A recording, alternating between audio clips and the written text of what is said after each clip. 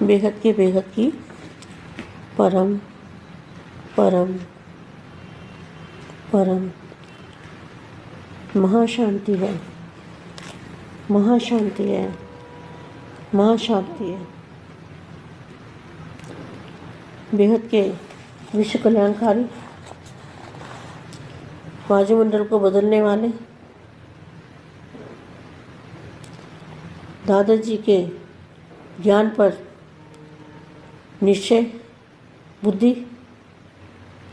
विजंती और दिल से दादाजी को प्यार करने वाले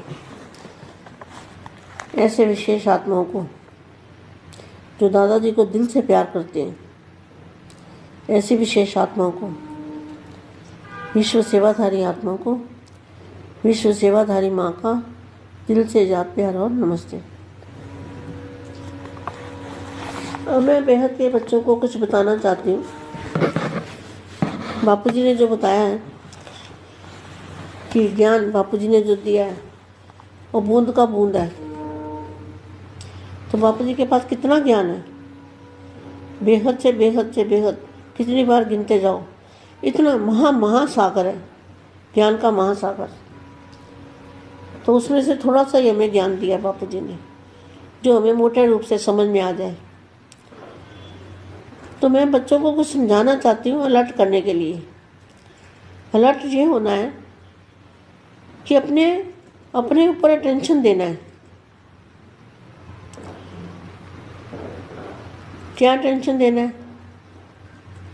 कि अपनी बुद्धि को भटकने नहीं देना, क्योंकि यहाँ आने के बाद क्या होता है, आज मैं सच बात बताऊँ लेकिन कड़वी भी लगेगी शायद, कि पहले आयरन एज, फिर सिल्वर एज, फिर गोल्डन एज और लास्ट में कौन सी है? Diamond age. तो डायमंड एज है बेहद के बच्चों की, डायमंड एज जो बेहद में आ गए, बेहद के दादाजी से मिले, ज्ञान सुना, ज्ञान समझा, ज्ञान पर निश्चय हुआ। इनको अपनी बहुत संभाल करनी है, क्योंकि यहाँ आने के बाद ही माया पकड़ती है। माया भी बड़ी ज़बरदस्त है। जो पैसे वाले लोग होते हैं ना, उनके पीछे चोर पड़ते हैं ना। चोर गरीब के घर तो नहीं जाएगा लूटने। तो जहाँ बेहद के बच्चे हैं उनके पास ज्ञान धन है, तो ज्ञान धन लूटने वाली कौन है? माया पकड़ने वाली। तो यहाँ जो डायमंड एज है, तो डायमंड एज में डायमंड को छुपा के रखते हैं ना, क्योंकि बड़ा कीमती होता है। तो इसी तरह से बेहद के बच्चों को अपनी बहुत संभाल करनी है, कदम कदम पर संभाल करनी है। देखो, बेहद के बच्चों को पता है कि कई बेहद में ज्ञान में आए और ज्ञान समझा, बहुत अच्छा लगा और निश्चय भी लगा उस टाइम पे, और फिर माया ने खींच लिया।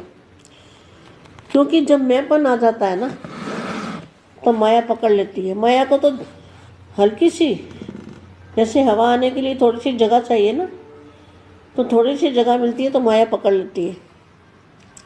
मैंपन आया और गया, और किसी ने चढ़ा दिया कि तू बहुत बढ़िया है, तू बड़ा अच्छा है, तेरे पास बड़ा ज्ञान है, तू तो बापूजी से भी ज़्यादा आगे है।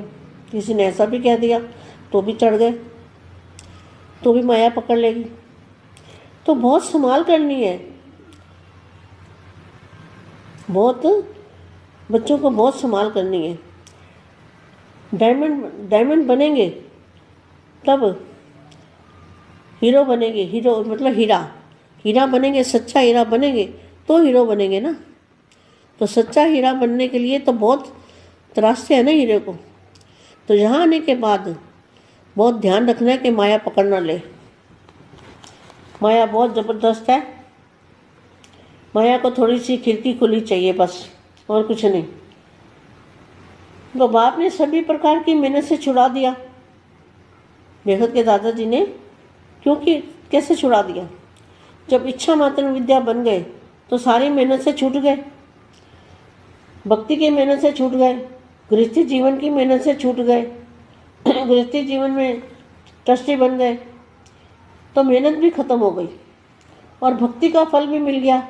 भक्ति का फल भटकना अर्थात मेहनत खत्म हो गई, भटकना खत्म हो गया तो मेहनत खत्म हो गई।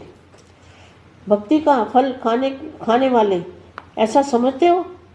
वैसे भक्ति का फल ज्ञान कहते हैं, लेकिन आप लोगों को भक्ति का फल स्वयं ज्ञान दाता मिल गया, तो भक्ति का फल भी मिला और गृहस्थी के दुख अशांति के झंझट से भी खत्म हो गए, दोनों से मुक्त हो गए। जीवन बंधन से जीवन मुक्त आत्माएं हो गए। जब कोई बंधन से मुक्त हो जाता है ना तो खुशी में नाचता है।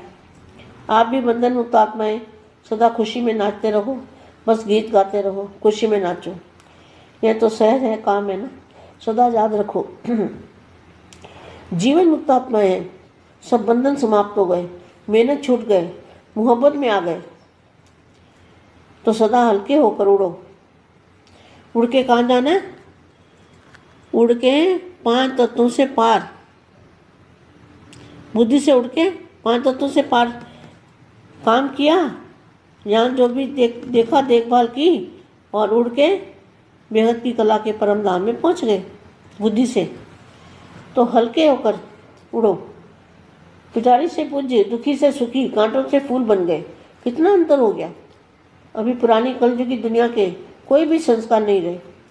अगर पुरानी दुनिया का कोई भी पुराना संस्कार है तो अपनी तरफ खींच लेगा। इसलिए सदा नए जीवन, नए संस्कार, शेष जीवन है तो शेष संस्कार चाहिए। शेष संस्कार है ही स्व कल्याण और विश्व कल्याण। ऐसे संस्कार भर गए हैं, क्वेश्चन मार्क है। स्व कल्याण और विश्व कल्याण के सिवाय और कोई संस्कार होंगे तो इस जीवन में विघ्न डालेंगे। इसलिए पुराने संस्कार सब समाप्त, सदा यह स्मृति में रहे कि मैं रूहानी गुलाब हूँ। गुलाब की पंखुड़ियाँ कैसे झड़ जाती है ना, बीज रह जाता है, तो बीज रूप अवस्था का अनुभव करना है। रूहानी गुलाब अर्थात सदा रूहानी खुशबू फैलाने वाले। जैसे रूहे गुलाब अपनी खुशबू देता है, उसका रंग रूप अच्छा, खुशबू भी अच्छी, सबको अपनी तरफ आकर्षित करता है। ऐसे आप भी बाप के बगीचे के रूहानी गुलाब हो। गुलाब सदा पूजा के अर्पण किया जाता है। रूहानी गुलाब भी बाप के रूहानी गुलाब भी बाप के आगे अर्पित होते हैं। यह अर्पण होना यह नहीं कि ये एक स्थान पर रहना है, कहाँ भी रहे लेकिन श्रीमत पर रहे, अपनापन जरा भी मिक्स ना हो। ऐसे अपने को भाग्यवान खुशबूदार रूहानी गुलाब समझते हो?